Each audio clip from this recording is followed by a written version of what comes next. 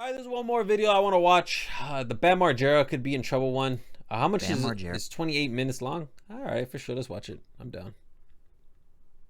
By the way, I just want to kind of just like, you're probably new here, or you're gonna watch my video, or you're probably questioning yourself, why don't you put it full screen? The reason why I don't do full screen is because I like to keep it at this angle because I'm not blocking it completely. I still like to put a piece of myself there just in case like they try to copyright the video, but nonetheless, like, yeah, I try to keep it in this square so then we can watch all of it. So yeah, anyways, let's continue. Bam Margera is in trouble. For the past 2 years, Bam has been in and out of rehabilitation centers that he was seemingly forced into going. At first, everyone thought he was admitted for his own good. Not anymore. New information has been unveiled that Bam has been put in a legal guardianship. People who are in guardianships usually cannot choose where they live, cannot have access to their phone, and sometimes cannot consent to their own medical treatment. His family and friends have been chasing him all around the country as he escapes from different facilities. They have a sophisticated system to find him and get him back to treatment centers. But Bam's situation is not as simple as a reckless man being protected from himself. Bam is very likely the primary income source for many of the people around him. He recently just got fired from Jackass Forever and missed out on a $5 million payday. And his legal guardian Lima, well, the last person that was in her care, died. This woman, damn. I just want to make a quick disclaimer and say that there is a great deal of speculation that I will be doing in this video, meaning that what I'm saying is not fact. I found all of this information online, and who knows, it could all be wrong. But I guess you can let me know what you think. Also, my video from early 2022 about Bam is pretty much essential to figure out how we got here. Also, you will be very lost if you didn't watch my most recent video about Lima and Amanda. There's a lot of important information in there. But I'm going to do a 1 minute. Yep. Hey, right now, if you have not watched that video, go watch it, bro. And then come back to this one. You have to go watch that one to really understand what's about to take place right now. And also, one more thing. Patrick, what are you doing, bro? Oh, shoot. And also, Patrick, what are you doing, bro? You're speculating on Bam Margera. Like I don't know, dude. Like, I think this is like, I wouldn't do this. I don't know. I just wouldn't do it, honestly. But nonetheless, he made the video. I want to watch it. So, minute speed round of background information for the few that don't know who Bam is. Bam Margera and his friends in the 90s started a stuntman slash skate group called CKY. They made extremely popular videos filming these stunts and sold over 1 million copies. Jeff Tremaine and Johnny Knoxville made a popular magazine slash film series surrounding skateboarding and stunts called Big Brother. CKY and Big Brother came together and Jackass was made. Bam was the second most famous and successful Jackass star, multiple MTV shows, and millions of dollars. For his whole life, his dad has been his accountant and business manager. His mom has been cleaning up Bam's mess his whole life, but worth it for millions of dollars. Almost all the Jackass guys struggle with addiction. Bam stayed clean until 2007 when he started getting addicted to alcohol and Adderall. However, he was prescribed Adderall for his ADHD. His best friend Ryan Dunn tragically passed away in 2011 and Bam spiraled out of control. For 12 years, he has been in the vicious cycle of doing drugs, public freakouts, trying to get clean, rehab, relapsing, and starting all over again. 2019 was a rough year for Bam. He had multiple public freakouts, a Dr. Phil episode, and a number of manic Instagram rants. Get it! That's why. Because you don't get it. So what's before that? A heartogram. Why? Because I love it. Why do I love it? Because it's f***ing awesome. Lasky and Strigoi and English. That's insane.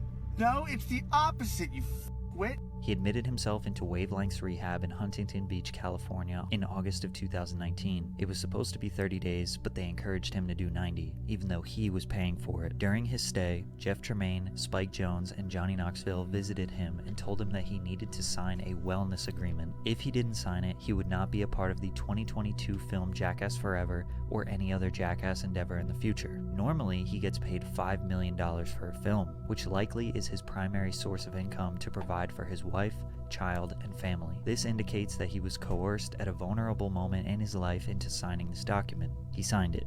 This wellness agreement included, but was not limited to, blowing into a breathalyzer 3 times per day, submitting to a urinalysis twice a week, having his hair follicles tested on a regular basis, and taking medication every morning while on a FaceTime call with a doctor hired by Paramount. According to Bam, he was prescribed 18 different medications by a doctor in this rehab. When they go in for Adderall and alcohol, I come out on Zoloft, Vistarol, Bipropion, Lithium, Concerta, Propanolol, Seroquel, Contrave, Trazodone, Vivitrol, Naltrexone, Latuda, Zyprexa, Lexapro, Abilify, Wellbutrin, Vraylar, and Adderall, because I have ADD, and Klonopin.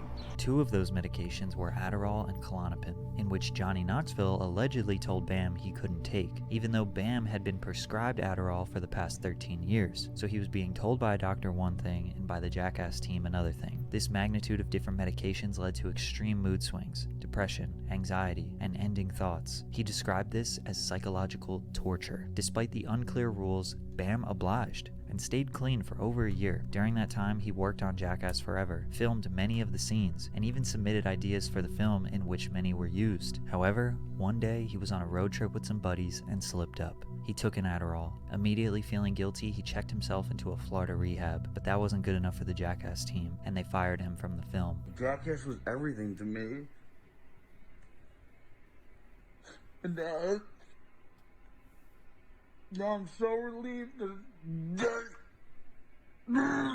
Knoxville. F you, Spike. F you, Jeff. You never cared about me, man.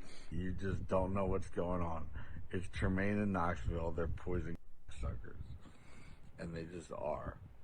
And they just are. Initially looking at this situation, it seemed pretty clear. Bam signed an agreement and broke it. Simple. Or as Steve-O put it, Bam, the two people you're saying wronged you are the same two people who organized the intervention which saved my life. Everyone bent over backwards to get you in the movie, and all you had to do was not get loaded. You've continued to get loaded. It's that simple. But if a doctor prescribes medication for an ADHD disorder that is well documented, and he takes the medicine, it doesn't matter what Johnny Knoxville says. He's not legally in violation of his wellness agreement. And taking 18 different medications daily in order to be in a film will take a mental and physical toll on someone. Yeah, dude, man, that was unfortunate. I could not believe this face. I could not believe that they had eliminated Bam Margera from the film. That was just, when I heard that, I was like, oh man, Jackass is gonna be less funny now because Bam's not a part of it. And furthermore, with the whole thing with Steve-O, like, it's easy for Steve-O to say that because, you know, he kind of had. He didn't have like a contract looming over him. He didn't have like all of this like ton of pressure. You know what? I can't even speak on that. Yes, he has a history of alcohol abuse. Yes, he was addicted to a medication he was prescribed. Yes, he has a history of being a spoiled brat who gets everything he wants and cries when things don't go his way. And again, watch my previous video so you can hear the backstory. But he was unlawfully fired from this film. So he filed a lawsuit against MTV, Paramount, Jeff Tremaine, Johnny Knoxville, and many others for inhumane, abusive, and discriminatory treatment in August of 2021. He actually won this lawsuit. Well, technically they settled outside of court for an undisclosed amount in April of 2022. But they settled because they knew they discriminated against his illness and fired him for taking a medication that he was prescribed. However, it was this clip that made people realize there was something else going on. But before we dive any deeper, a quick word from our sponsor. The good thing is now, so yeah, he's in a program, and the good thing is now is he's got like, he's under a conservatorship, you know, and it's not a conservatorship, it's a guardianship. Oh, really? The conservatorship has financial implications. With the conservatorship, they're in charge of all of your money and everything. A guardianship, they kind of leave your money out of it. Yeah.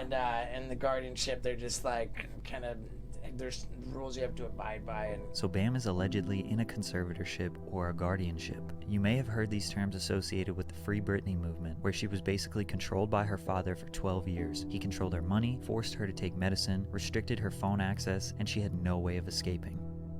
A conservatorship is where a judge appoints an individual or organization to care for another adult who is deemed unfit to care for themselves or manage their own finances. Knowing Bam's history, you could make an argument that it's justified. Maybe he is unsafe to himself and others. Maybe he shouldn't have access to the internet. Maybe he is incapable of getting his life on track by himself.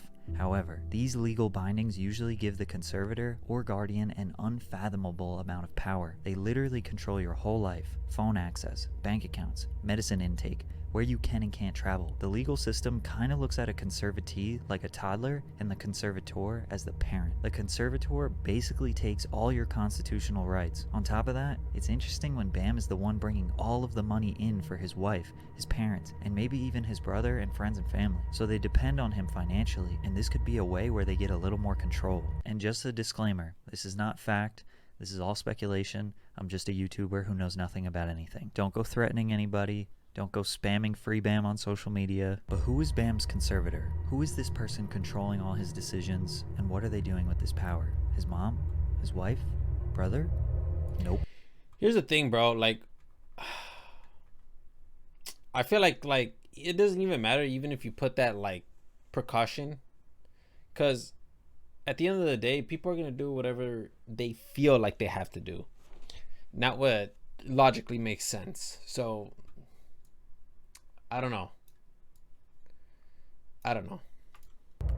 Lima Yevremovich. Lima is the owner and founder of Aura, which is a digital mental health services company. They apparently have proprietary cutting-edge technology that will predict and reduce relapse, self-delete, harm to oneself or others. They basically approach mental therapy like physical therapy, trying to use data and vital information about the body and brain to diagnose mental issues, because just asking someone how they feel and giving them medicine seems like an outdated form of treatment. Lima got popularity on the internet by partnering with Soft White Underbelly, which is a YouTube channel owned by Mark Laeda. Mark interviews addicts, criminals, prostitutes, victims, people with rare conditions, basically anyone outside of the appropriate or expected normal course in life, whether it was by choice, by force, or by chance. These interviews are intended to humanize these people. Soft White Underbelly not only interviews these people, but they try to positively impact their lives, constantly checking up on them, buying them food, giving them resources, not just profiting off their pain. It seems like Mark partnered with Lima to have a professional mental health services company in his corner to provide even more value to his interview subjects if they choose to get help. Lima and Mark decided to raise money and use someone who they interviewed to get services and essentially prove that Aura's method and technology works. That person was Amanda, who was a victim of drug addiction and prostitution.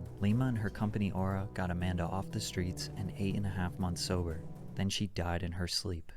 I made an entire video about Amanda and Lima's story. It's suspicious for sure, but after Amanda died, Lima immediately focused on getting Bam under her control. In April of 2021, Lima posted this on Instagram. Just wrapped up a very successful Las Vegas trip with Aura's partnering treatment centers. Thank you for all the support with Amanda, to Bam Margera and Nikki B for backing us. So while Bam was sober, if you count being on 18 prescribed medications sober, he met Lima. We don't know how or why. He, quote, backs her company, which insinuates that he invested some money, or does he just support them? We're not really sure.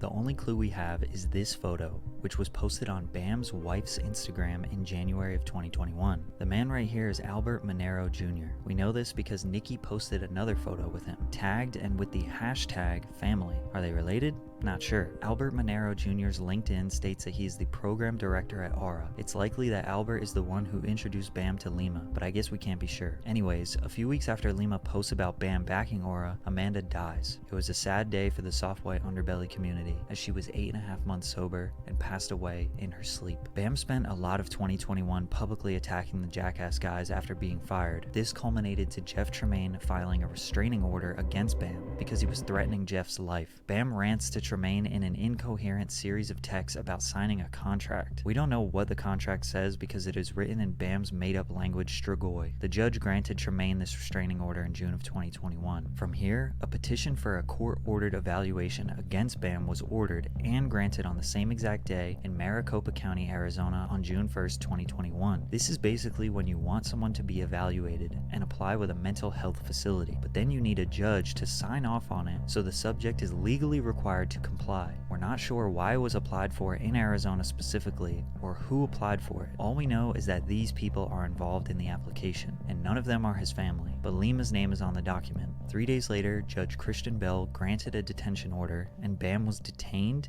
medicated, and ordered ordered by a court treatment at a mental health facility. Basically, he was forced into treatment. Now, whenever Bam is in treatment, it's a dead giveaway on his Instagram. Someone else makes posts and turns off the comments. It's always old photos, videos, and memories that his audience eats up. Very similar to what was happening with Britney Spears. Sometimes they even sell merchandise while he's in rehab. In early August, he was transferred from Arizona to an outpatient program in Florida. So he spends most of his time in a rehab, but he was able to leave the facility at night or maybe on weekends. Why was he transferred? Well, we don't know. The first thing he did when he got out on August 9th was sue Jackass, Paramount, Jeff Tremaine, and everyone else. He was still very angry at them. 1 month later, on September 14th, Lima Yevremovich filed an application to become Bam's legal guardian. On that same day, Bam's wife filed for custody of their child. Some people look at this as a setup. That does not seem like a coincidence. Lima's tactic of getting people into conservatorships or guardianships is posted on her Aura website. Step 1 is getting them into jail. And what do you know? 2 weeks later, on September 26th, Bam was arrested, and the story couldn't be any more suspicious. He has a woman that's kind of his minder. He arrived from Orlando back to the hotel about 3 or 4 o'clock this morning, started attacking her. She just let me know, and they're doing cocaine in the room. He's got like a prostitute or some woman like that in the room as well.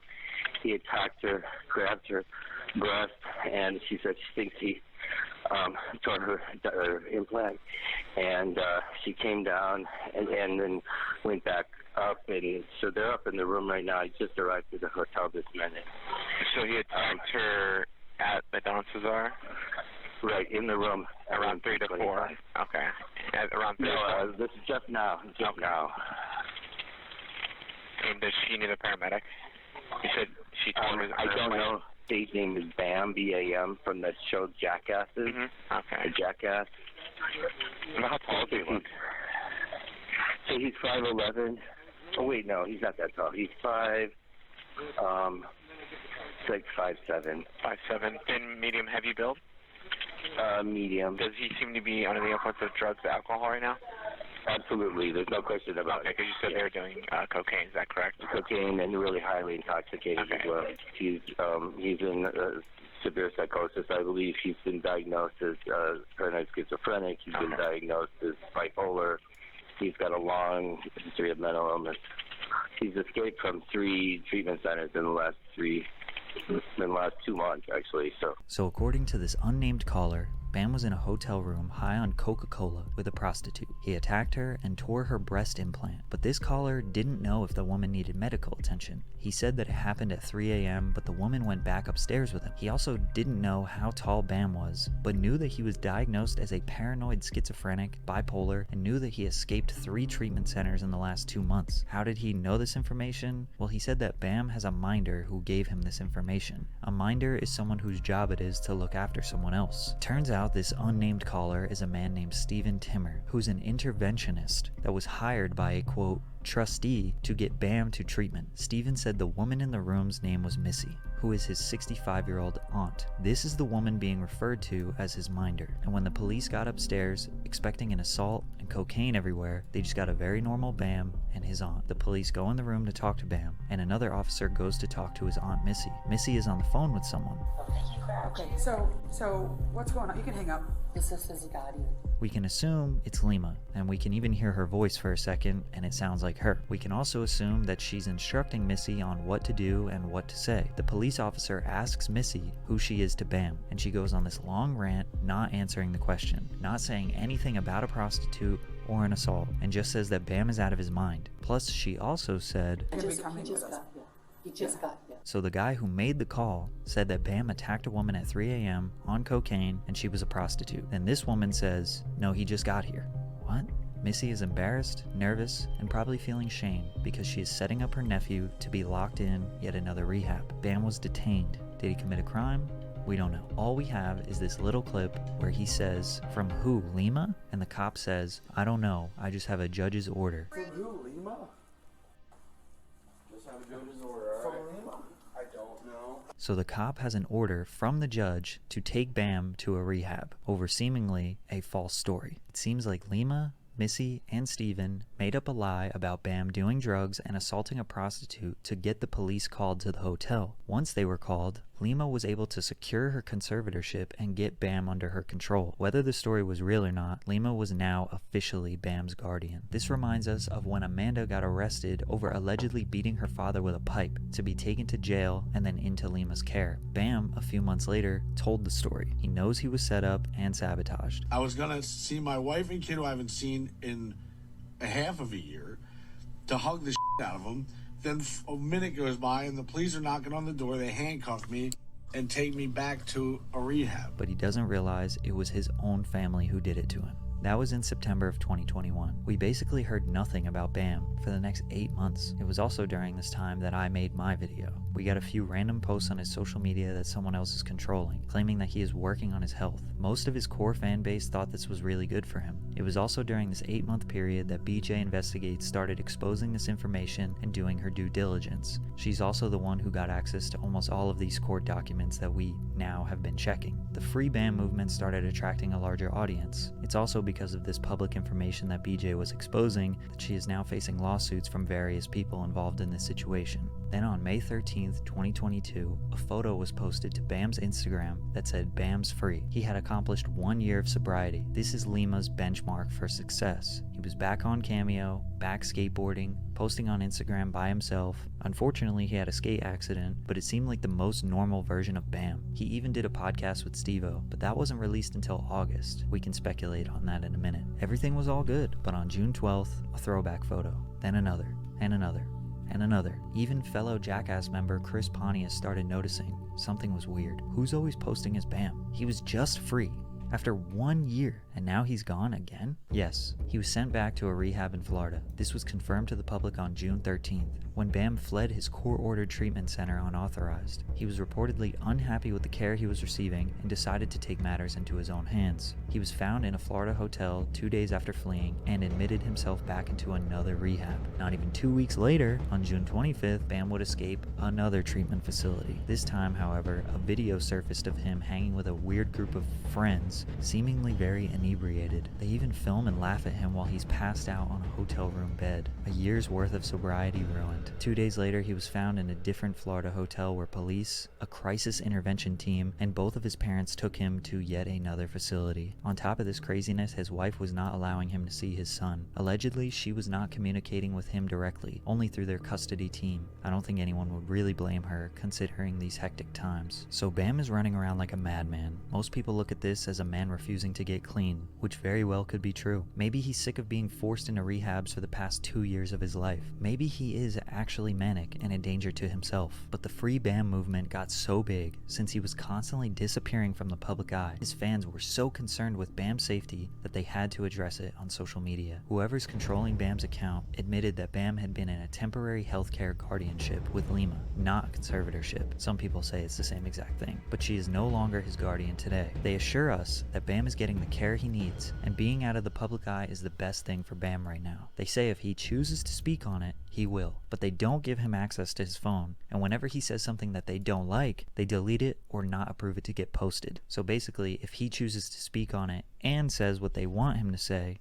is when he'll speak on it. I guess the Instagram post wasn't enough, so they released the podcast with Steve-O. This was uploaded in August, but it was filmed in May, before he escaped all these rehabs. I would love to set the record straight that number one, Bam has not ever been under a conservatorship, that the temporary guardianship he was under did not ever have any financial implications, and what's come to be known as the Free Bam movement has really been very toxic.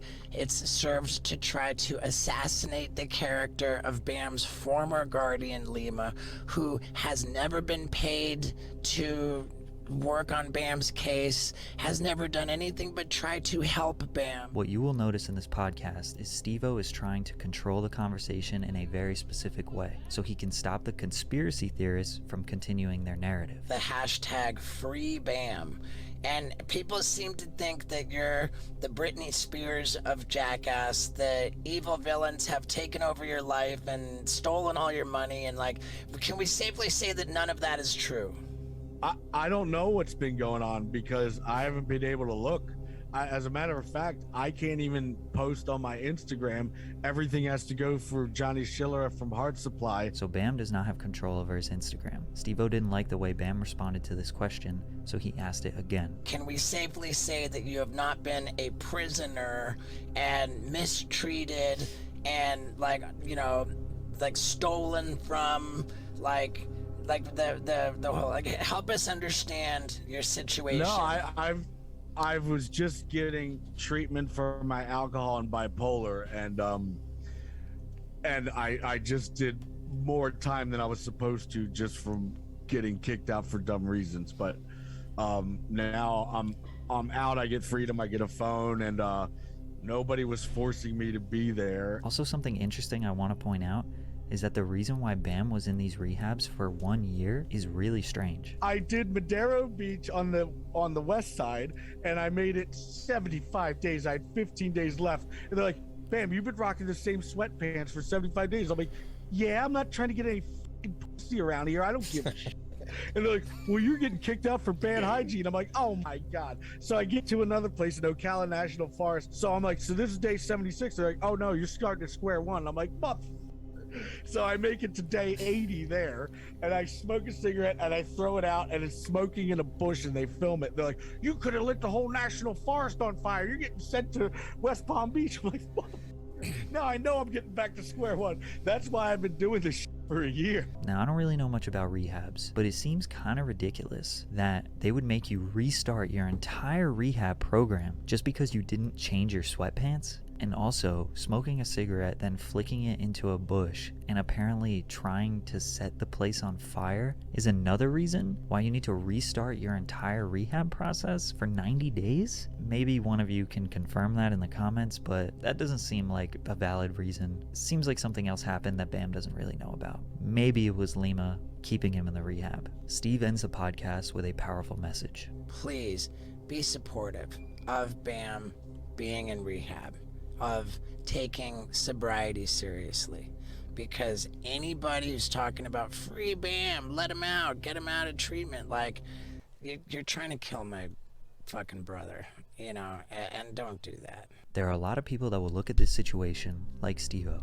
and say Bam isn't getting sober because of his own actions. Nobody is to blame but Bam, and his family just wants to help. And that is 100% true. Nobody will be able to get sober without their own determination. However, there are so many factors here that just make this suspicious. After Ryan Dunn passed in 2011, Bam was in terrible shape for years, until 2016. Nobody ever forced him in and out of rehabs. No guardianships, just partying with him and enabling his lifestyle when he was in pain. His most successful attempt at getting sober was in 2016 and 2017 when he decided to move to Estonia, then Barcelona on his own volition. He lost a lot of weight, skateboarded every day, and stayed sober for a year. When he got back to the States, he had a kid. A year later, he's throwing parties at Castle Bam, seemingly back in this toxic lifestyle. But to me, he looks way more in control than his wife, who's diving in the crowd full of men with her pants off. So it's all good when everyone else wants to party, but not when Bam does, even though he's the one paying for everything. He wrote this long letter from rehab in 2019. In this letter, he said they would not let him take business calls. They would not let him manage his Cameo account that had $20,000 worth of deliverables. He said that being in rehab is preventing him from progressing because he cannot create